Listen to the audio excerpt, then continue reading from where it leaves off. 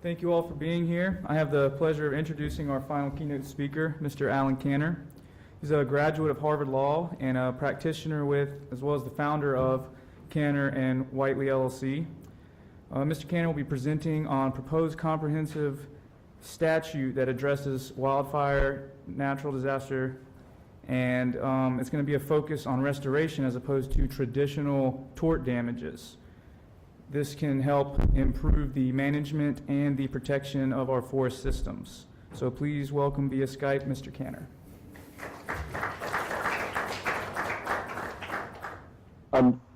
Thank you for that generous introduction, and thank you for sharing your time with me. I apologize for not being able to be there in person.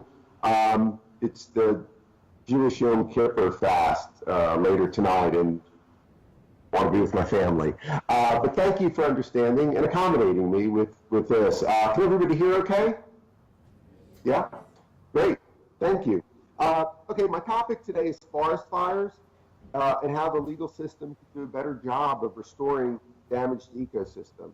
My core observation is that we are in forest fire litigation, or in courts about 37, 40 years ago. I started my career in cases like the 3 Mile Island nuclear disaster, representing neighborhoods and local governments.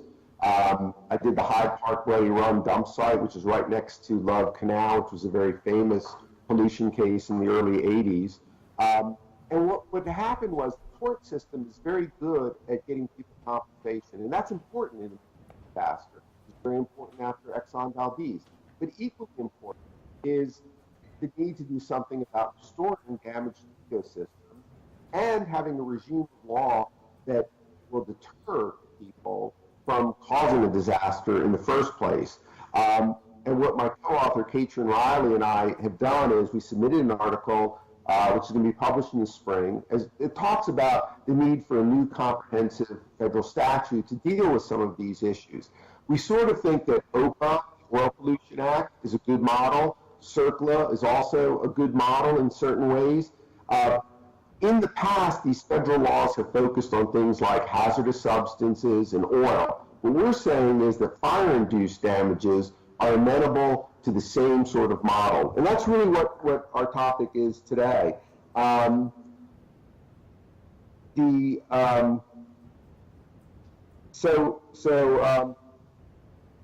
Responsible parties in these cases are very often, in these fire cases, very often power companies, railroads, timber companies. You have a large number of potentially responsible parties who ought to pay not just the out-of-pocket money damages, but for real restoration. I also think that what we're confronting now is a very serious situation with fire litigation. The situation is kind of what I call a death spiral. What's going on now is you have the Forest Service. It gets a limited budget. It's basically a fixed pie of money, a fixed pot of money every year. The more they spend fighting fires, the less they have to manage forests. So with climate change and other severe weather, you're seeing more and more fires. What that means is they're spending more and more of their money, billions of dollars, fighting fires that come out of that limited fund of money. As a result of that, they have less money to manage fires. What that means is that those forests that are being mismanaged, in turn, become prone to forest fires. And so the situation, which in turn takes more money out of the management basket to deal with fighting fires. So that's really the problem. So how do we break this death spiral that we're in? How do we get money to do restoration? How do we even get restoration into the conversation at this point? Before I do that, I just want to talk about there's a broader problem. We talk about natural resource damages. I want to just give you a little bit of a background. Natural resource damages are basically injury to natural resources relative to some baseline. So prior to an oil spill, you might have a wetland, a marsh that's relatively clean. it gets hit with oil. The baseline would be a relatively clean marsh without any oil in it. Same with a forest. There's a fire, it's basically nothing's left. So your baseline is to get it back to where it's a fully functioning forest. Now, the important thing to understand is that when you do restoration work, and we tried this issue in a case, sometimes I worked as Special Assistant Attorney General for the state of New Jersey. We tried a natural resource damage case, not fire cost, but part of the issue involved restoring the forest. And you have to get the trees right to deal with things like the right birds, the right insects, etc. Now, so restoration is kind of a before and after, and you've got your before picture, and the goal is to get it to the after picture. That's called primary restoration. Usually it's in kind, in place, and like quality. That's the traditional mantra. The second half of natural resource damages that you see in some of these cases is what's called compensatory restoration. And I'm going to talk a little bit more about HEA in a little while, which is habitat equivalency analysis, a way of doing compensatory restoration. But what compensatory restoration is about is the loss of use. So, for example, you have a forest. There's a fire. It takes, say, 30 years to restore the forest. In the meanwhile, there's been a huge loss of use. People haven't been able to enjoy the forest. It hasn't provided certain water quality services. It hasn't acted as a carbon sink. And so loss of use is the idea that the environment is also owed that money, the delta between what you had before and what you currently have. And so loss of use at first, but after the disaster is low. As the forest is being restored, it starts to move up, but it's a second piece of money. It goes into what's called compensatory restoration, which generally is more forest, more of natural resource that you're dealing with. Here, the challenge that climate change has introduced to all of this is the issue of resilience and sustainability. How is it, if the environment is changing, if certain types of forests that were in New Mexico are now only in Colorado because of climate change, what baseline are you restoring to? How do you spend those dollars? Do you try to put a non-sustainable fire in place? For example, I represented Louisiana in the BP oil spill litigation. And as you know, the Gulf of Mexico is very challenged environmentally. So you have certain sea level rise, which is causing erosion. And so we would have to try to come out with a way to make sure that it was a sustainable result. The same is true in forests. I mean, right now, if you do nothing, you get invasive species, which are even more dangerous. So basically, I'm concerned about natural resource damages. I'm concerned about primary restoration and compensatory restoration. And you have as a wild card in all of this the changing ecosystem that may drive different types of decisions. And one of the issues is, who's going to make those decisions? Right now, the Forest Service is in the Department of Agriculture. Bureaucrats are making those decisions. When you talk about things like oil spill or pollution, there's a trustee who's appointed to make sure that that resource is restored to pre-incident conditions. Now, there are trustees who exist on both the federal level, the state level, tribal level. So you get participation from the entire community that uses the resources. And so that's important. So one of the things that we propose is that there's a trustee system be put in place to work so that what a trustee does is they actually do what's called the natural resource damage assessment. They'll go out to the fire, after the fire, they'll try to decide what is the scope of the injury and what is the appropriate response. That goes back to my question of, what baseline are you going to restore to? What type of species are you going to put there? And that's a very public process. You get the trustees from the states, the tribes, neighborhoods participate. Citizens have standing before anything is finalized to voice their concerns. So None of that exists right now with Forest Service. In fact, the U.S. government brought a case in the year 2000 called Story Fire, and I'll tell you a little bit more about it in a while. They recovered $100 million for restoration, in part. They haven't spent any of it. It's sitting in an account right now. There's no mechanism really to get that money spent, which hurts the credibility of getting things done. Setting up a trustee system within the Department of Agriculture, I think would be a good vehicle for making sure the right projects get selected, but the right projects also get done in a reasonable time frame. The biggest problem we have right now, without a law, without a new law, is pretty much the federal government, the state tort law where the fire has occurred. That is a developing area of law. There's a lot of uncertainty about the law. It is not a good current. Companies have lots of opportunities to litigate about what is and isn't negligent or anything of the sort. What we propose instead is that we use a regime of strict liability, joint and several liability, such as been adopted in OPA and under CERCLA. When you have a regime of strict liability, people are more likely to settle because the liability is pretty straightforward. And then it's a question of working out the how much, and people can't really anticipate years and years of litigation and delay.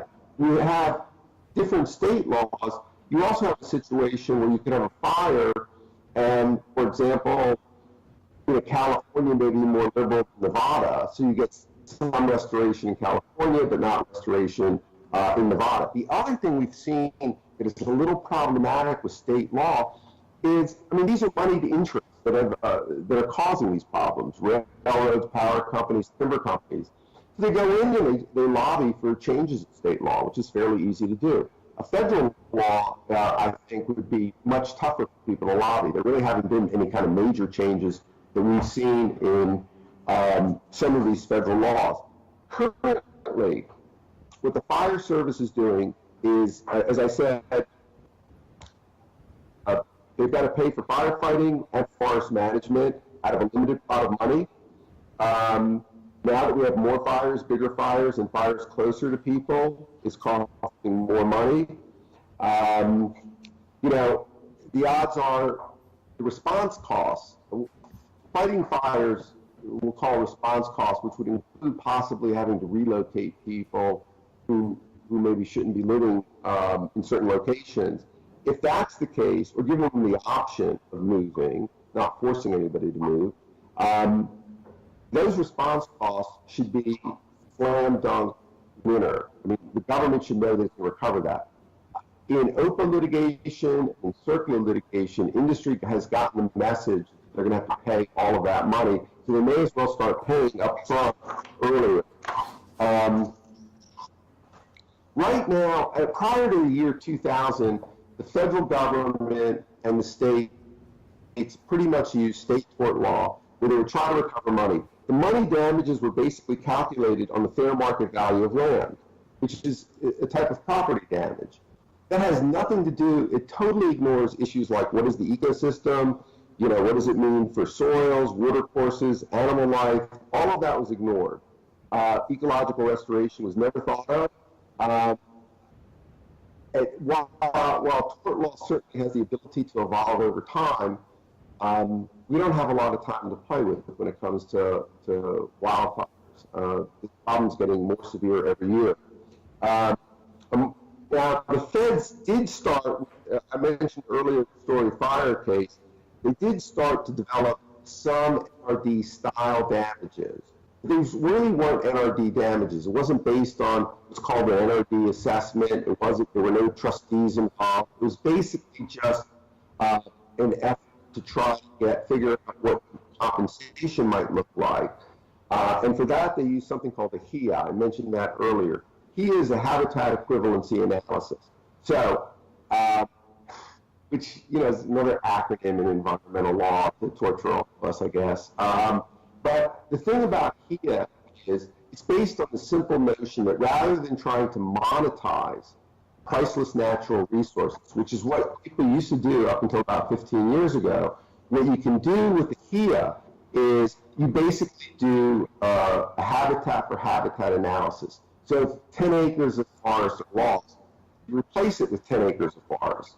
That makes sense. Now, if the new forest is less productive because it's new, mature forests tend to be more productive in terms of ecological services and benefits they provide people, then you may have to give 15 acres of new forest land in order for there to be kind of a map.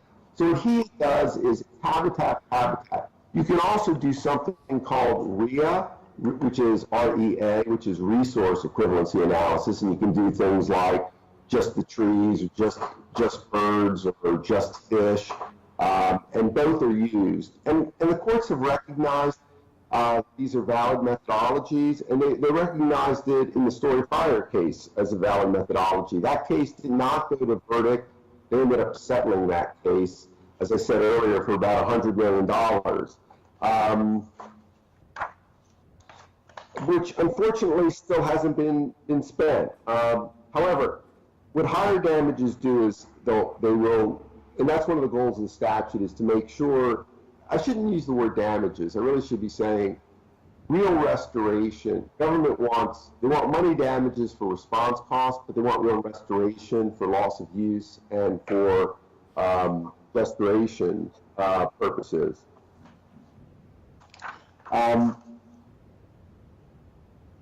I'd say the best example from history is the Exxon Valdez litigation, which was terrible for people. This was pre-OPA. OPA, the Oil Pollution Act, was passed in response to what happened at Exxon Valdez. And what they learned there was that there were no deterrents. And one of the reasons OPA is such a strict law, and they're very clear that you have to, polluter pays, and has to pay for everything, is to create a deterrent. The goal of OPA is for there never to be oil spills. I think it's impossible to say that there never will be, but you certainly want people who are responsible to act as cautiously as possible because they have the threat of potentially unlimited liability hanging over their head. I think the same can be said in the context of timber operations, railroads that operate on National Forest Service lands, power companies that have their lines through there, should also see a regime of federal law that will deter misconduct. But in the event misconduct happens, we want to make sure people are fully compensated. What are the key elements of the statute? Every law has three components, as they tell you in law school: liability, causation, and damages. And so we want to change the regime of law with respect to each of those three. As I said earlier, with respect to,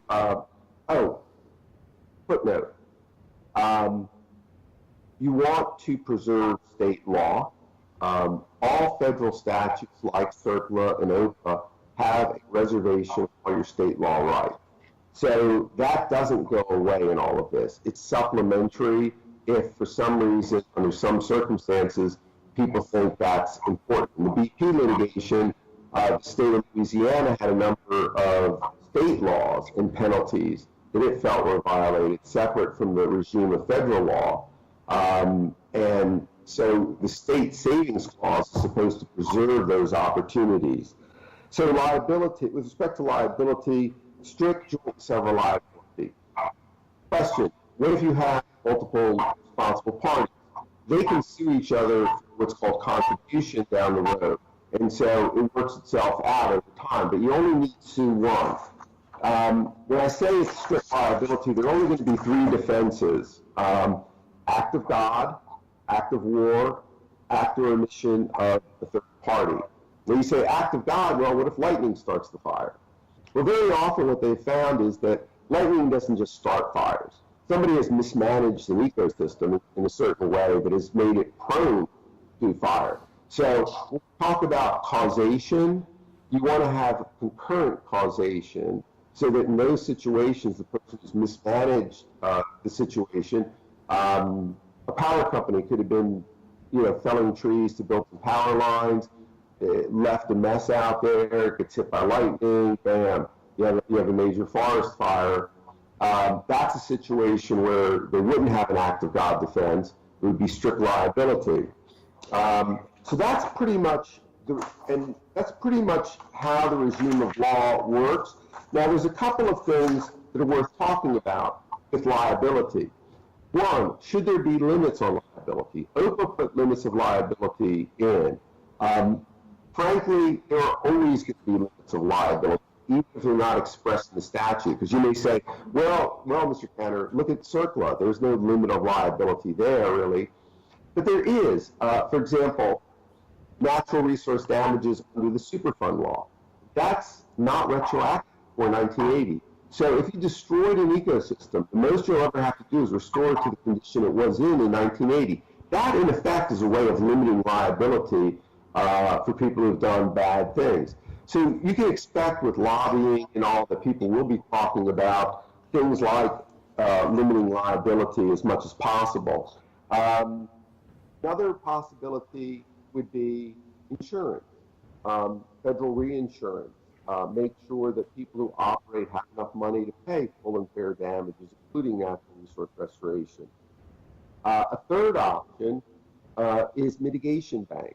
I don't know if you know much about mitigation banks. In Louisiana, if you want to do anything in the coastal zone, you have to pretty much make a deal with a mitigation bank.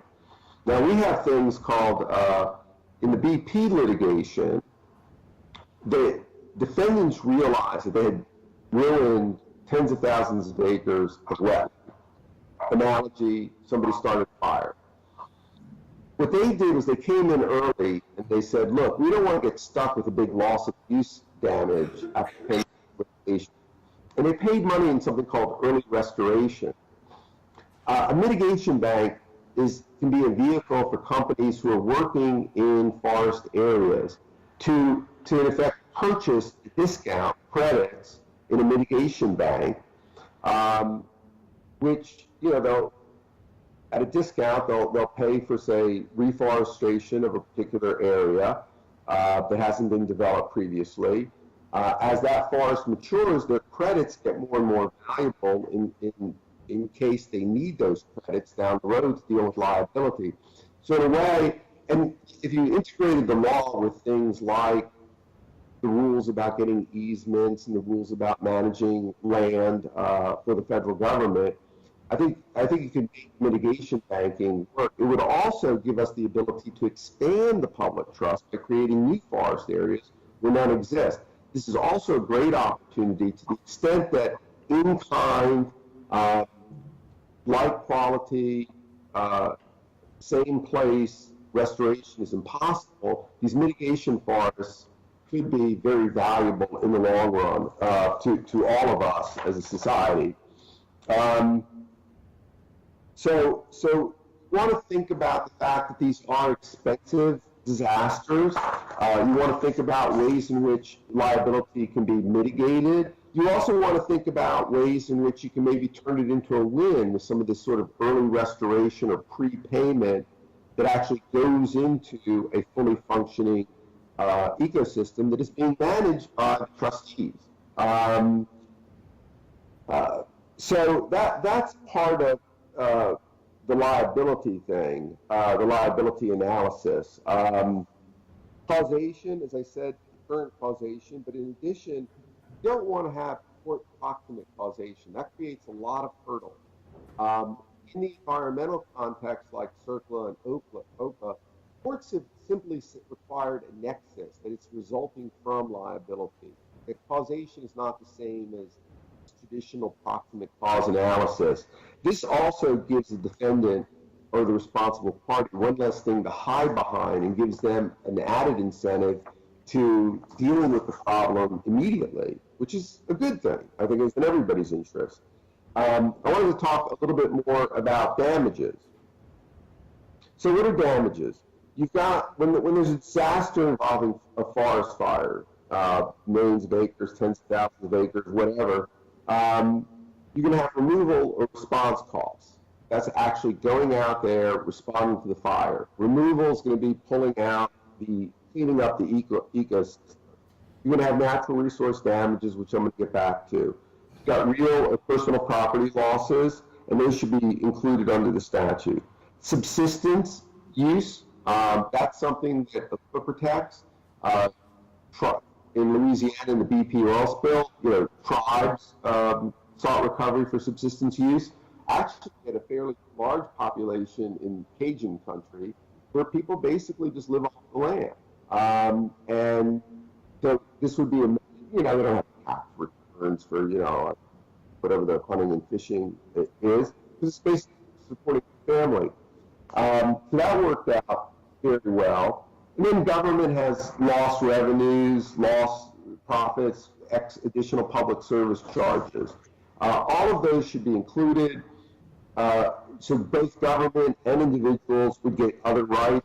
I think with forest fires, one of the things that people don't really talk a lot about, and I don't know if we had a chance to talk about it today, is there are some serious public health issues associated with forest fires.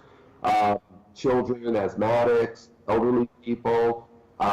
You may want to include a provision for something like a medical monitoring, which is also available under federal circular law. At least you want to think about that.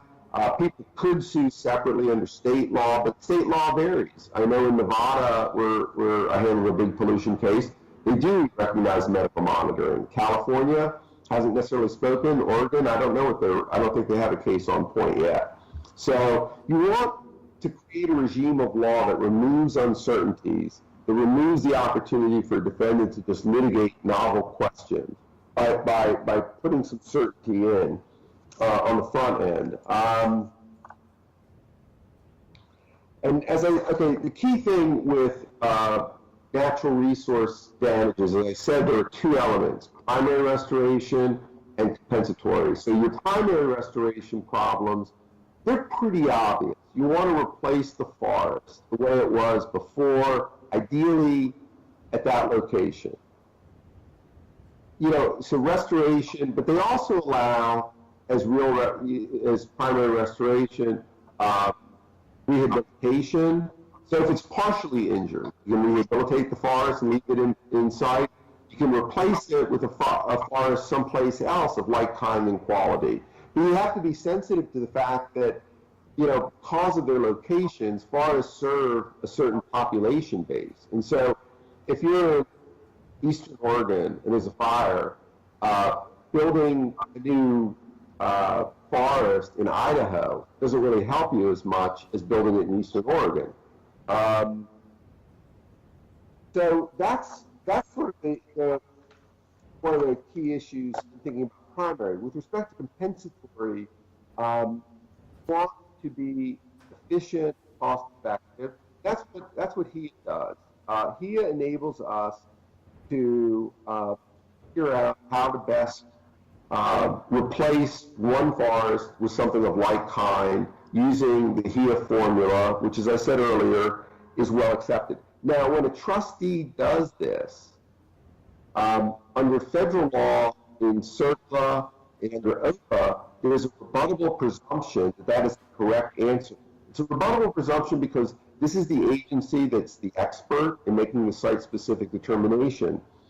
So we would recommend a rebuttable presumption also be used. What that means is that when the NERDA assessment, the natural resource damage assessment, comes in, that is presumptively correct on damage, that the burden shifts now to the defendant to prove that it was wrong in some way.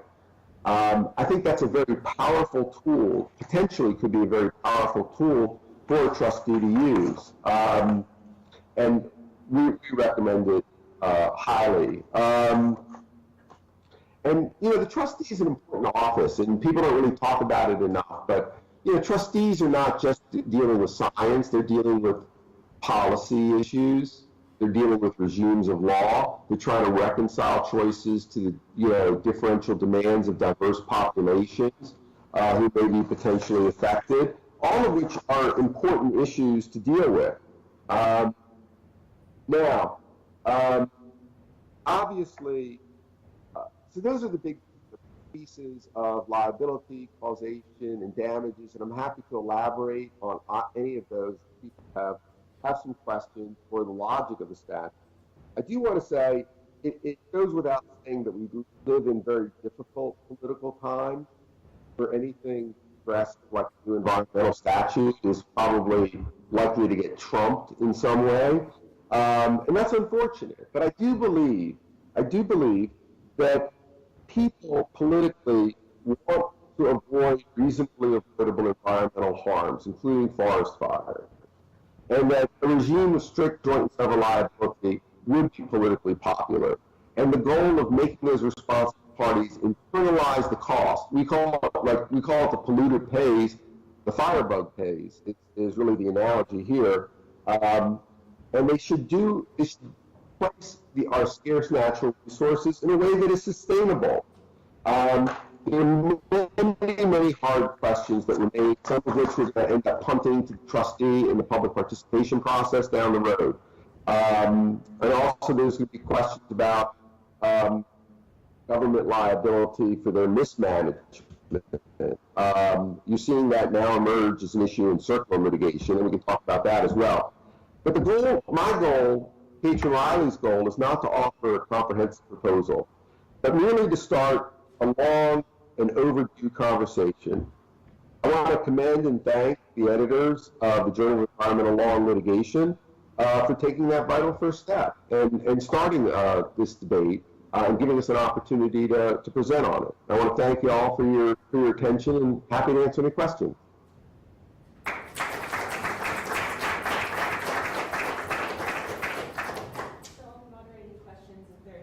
If there is one, and I can relay it to Mr. Kanner if you can't hear, but that way, if you're outside of the scope of the camera, we get you. I answered all the questions. There you have it. QED. Can you hear me? Okay? Yeah. Can you hear me? Yes. Yeah, so Professor Blake Hudson at Houston Law, you were talking about the mitigation banks earlier, and as you know, one of the issues with the wetland mitigation banks in Louisiana is that if you are justifying, developing some wetlands and then you're mitigating in a bank that's going to be underwater in 30 years anyway, are you really mitigating anything? And I wonder about what role you would see for on a forest mitigation bank. Obviously, you move it off the coast, but on a forest mitigation bank, when land becomes more scarce in the future, whether it be agricultural land or just places to put people who need new places to live because of sea level rise, how do you see that playing into how we go about ensuring that we have more forest land? When there's more demand on those lands for other uses because of shifting coastlines and whatnot. I just wonder how you see that playing out. That's a good question. Let me say a couple things about that. I don't think Louisiana mitigation banks have gotten it nailed 100% right. I think there's a lot that we can learn from it. I don't think we copycat it necessarily. But I used it to illustrate the broader point, which is maybe we could figure out how to do with forests something involving mitigation banks. Yeah. I do think there are vast areas of this country. I mean, the ecology is changing. People who are a lot smarter than me need to sit down and think about where are forests going in the future. And how is the ecosystem changing? And by the way, a lot of area that is now farmland is not going to be sustainable as farm. And so we are part of a process we're living in the middle of a very large and unpleasant climate change experiment. I do think that the watchwords have to be resilience and sustainability when it comes to building a forest mitigation bank. I do think that it may involve picking species that are going to be appropriate for that now changed ecosystem. And the great thing about mitigation banks, as opposed to primary restoration, is that we can put them anywhere pretty much in the country. And it can be a real vehicle, I think, for taking sort of forestry to the next level. So I agree with concerns about Louisiana. I I don't know that we have all the answers yet, but I do agree with you that it's got to be sustainable. That one of the big problems we had in BP litigation was, yeah, you want money for wetlands, but in 30 years they'll be gone, you know? And so we had to build barrier islands. So actually, we took that as the reason to have to build barrier islands, to then put wetlands behind the barrier islands. And we just said, okay, it's going to cost you more to build those wetlands.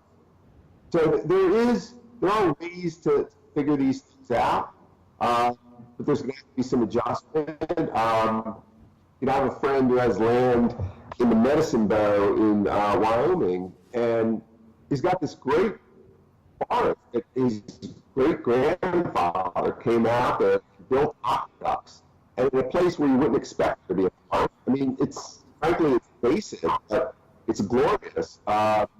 You may have more experiments like that. You have a lot of people who've done things like that around the country, and I think you certainly have enough brain power in the forest science to figure out ways of doing that. We actually, in the Exxon trial in New Jersey, had to build some forests as part of our restoration model.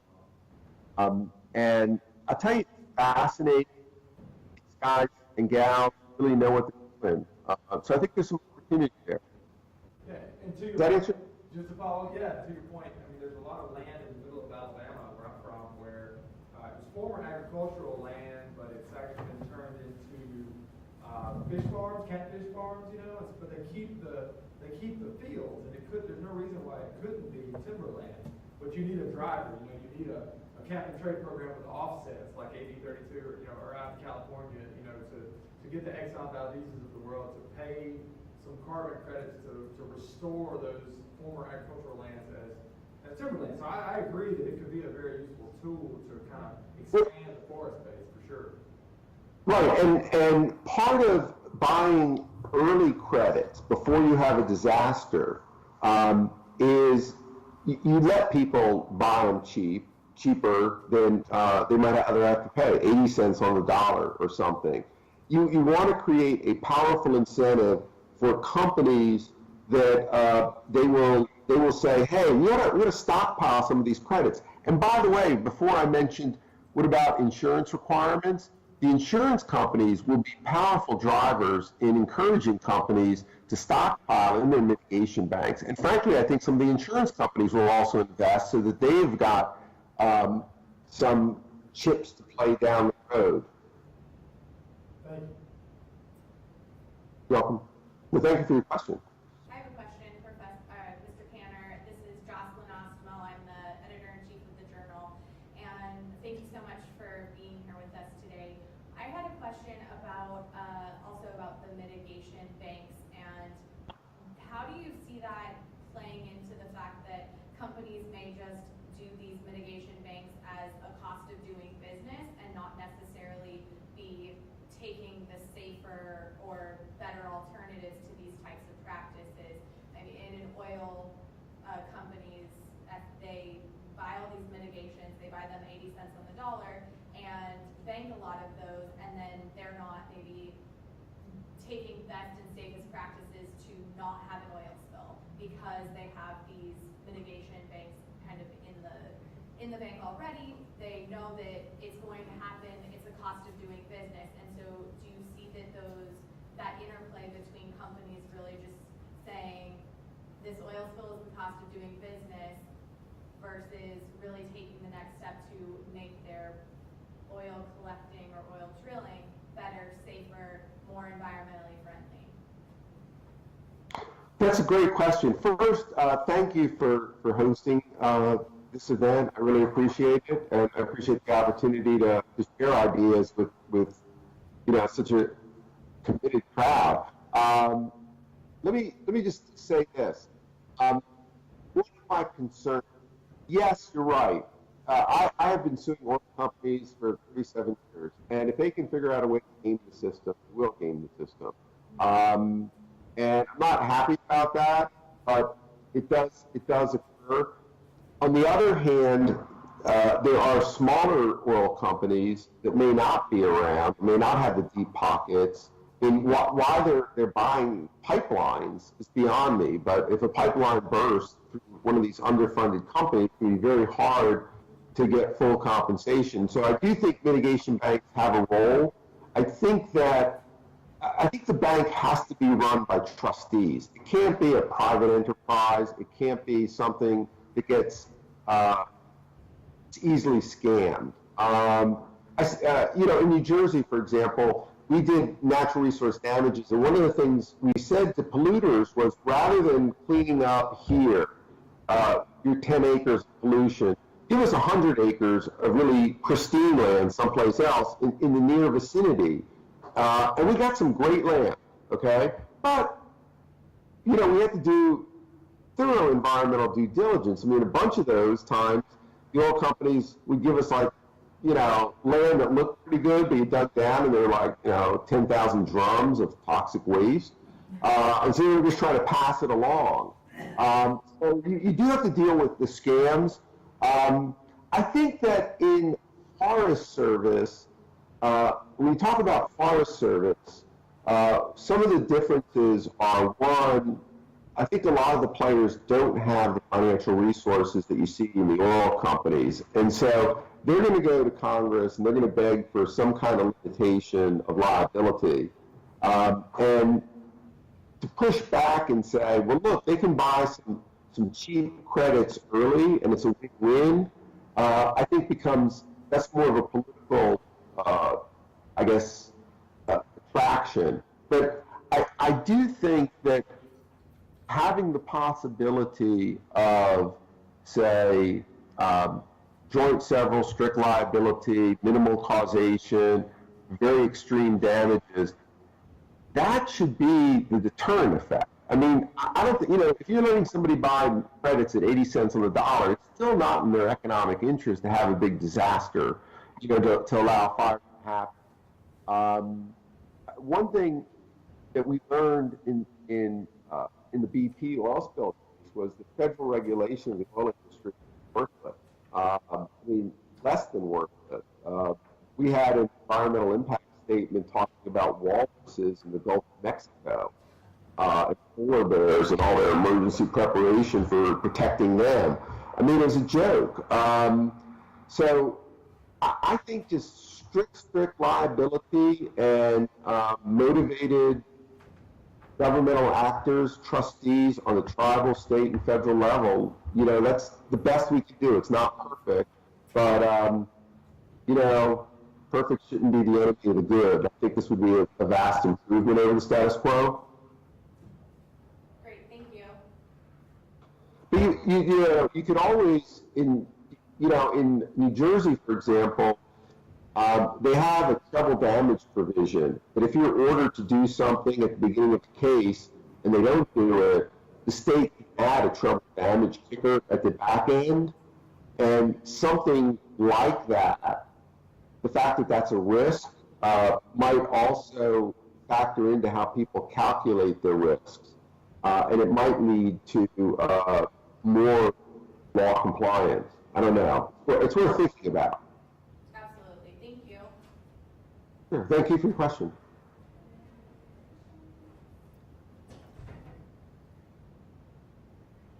Thank you so much, Mr. Kanner. Okay. Wonderful to have you. Thank you.